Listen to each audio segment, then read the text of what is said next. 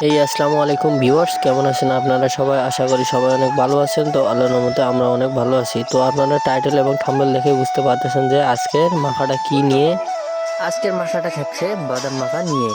এই বাদাম মাখতে আসে এবং বাদাম পাড়তে আসে দেখি যে বাসায় চাবি ঝুলানো বা শুষা দেওয়া, তা মানুষ নেই বাসায়। মানুষ আসার পরপরই আমরা বাড়িতে ঢুকে গেলাম এবং গাছের উপর নিচ এদিক সেদিক দেখতেছি যে বাদাম কোথায় ভালো পাওয়া যাবে। যেখানে বাদাম পাকা আছে ওগুলা পাড়তে হবে, না হলে টিটকা টিটকা লাগবে। যদি কাঁচা থাকে তাহলে খেতে ভালো লাগবে না, আপনারা তো অবশ্যই জানেন। তার মধ্যেই আমাদের বাদাম পাড়াপাড়ি শুরু হলো এবং বাদাম পাড়া শুরু হতে না হতে আমাদের ইনিস ভাই হাতে নিয়ে ঘেঁচার করে বাদামগুলো ছিলতে শুরু করলো। ইতিমধ্যে আমরা 4 থেকে 5টা বাদাম পেরেছি। আজকে আমরা 4 থেকে 5টা বাদামের মাখা দেখাবো আপনাদের কাছে। আপনারা সম্পূর্ণ ভিডিওটি আমাদের কাছে দেখবেন। বাদাম পাড়ানোর কার্যক্রম শেষ করে আমরা বাদাম লাফাতে নিয়ে যাচ্ছি আমাদের সেই গন্তব্য স্থানে। আপনারা আমাদের সেই গন্তব্য স্থানে গেলে দেখতে পাবেন আমাদের বাদাম মাখার রেসিপি। চলেন দেখা যাক। ইতিমধ্যে আমাদের বাদাম ছিলাছিলির কাজ শুরু হয়ে গেছে এবং বাদাম ফাটে দেখি অনেক সুন্দর রসালো ভাবে। আর এরা ওদিকে বাদাম ছিলতেছে, আমি বাসা থেকে ডালা আর এক বালতি পানি নিয়ে চলে আসলাম। অনেক কাজে দিবে এবং তার পাশাপাশি মাখামাখি এবং বাদাম ছিটারও কার্যক্রম শুরু হয়ে যাবে। তো অবশেষে সর্বপ্রথম আমরা লবণ দিয়ে দিলাম স্বাদ মতো, তারপর দিয়ে দেবো ঝাল। একটু ভালো করে মেখে নিব, ভালো করে ডলে ডালে সুন্দর করে মেখে নিব। আগে ঝালটাকে মেখে ঝুরঝুরে করে নিব। তারপর দিয়ে দেবো একটু স্বাদ মতো হচ্ছে টক দিয়ে দেবো। এটা হচ্ছে তেঁতুলের টক, দিলে একটু ভালো লাগবে খেতে। তারপর দিয়ে দেবো চিনি, স্বাদ মতো চিনি দিয়ে সুন্দর করে সরিষার তেল দিয়ে মেখে নিব।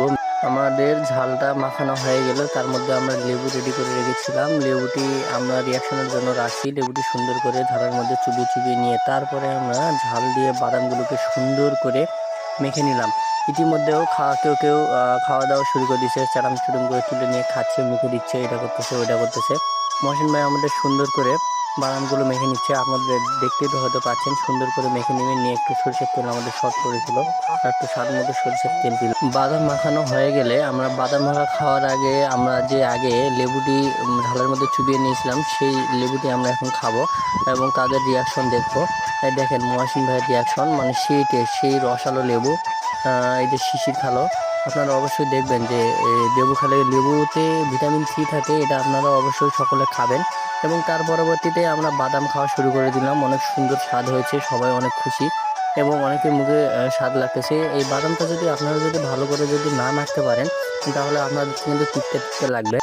আর আমরা যে রেসিপি দিয়ে তৈরি করে আমরা বাদামটি মেখেছি, আপনারা অবশ্যই এই ভিডিও দেখে বাদামের রেসিপিটা মাখার চেষ্টা করবেন, তাহলে অবশ্যই সুন্দর লাগবে ও সেই স্বাদ।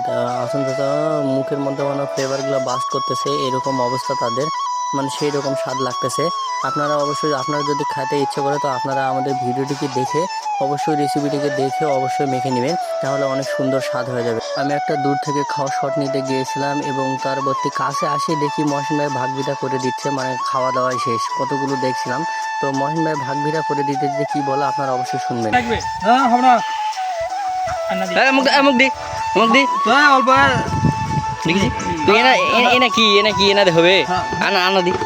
তুই কদিলা নিচে দেখ দিনি হরিশ হবে না। মহসিন ভাই আমাদের ভাগ করে দিয়েছে, আমাদের দুইজনকে কম কম করে দিয়েছে এবং সে বেশি নিয়ে মার দৌড়, এবং সে দৌড়ে এক চান্সে বাড়িতে চলে গেছে। কদুল্লা নিচে দেখতে পেলেন। আর হচ্ছে আমাদের বাদাম মাখা ইতিমধ্যে খাওয়া দাওয়া শেষ। তো আবার সামনে হচ্ছে আসবো আমরা আরও অন্য কিছু নতুন কিছু ব্লগ নিয়ে, নতুন কোনো খাবার ব্লগ নিয়ে আসবো ইনশাল্লাহ। আপনারা সবাই একটু ভালো থাকবেন।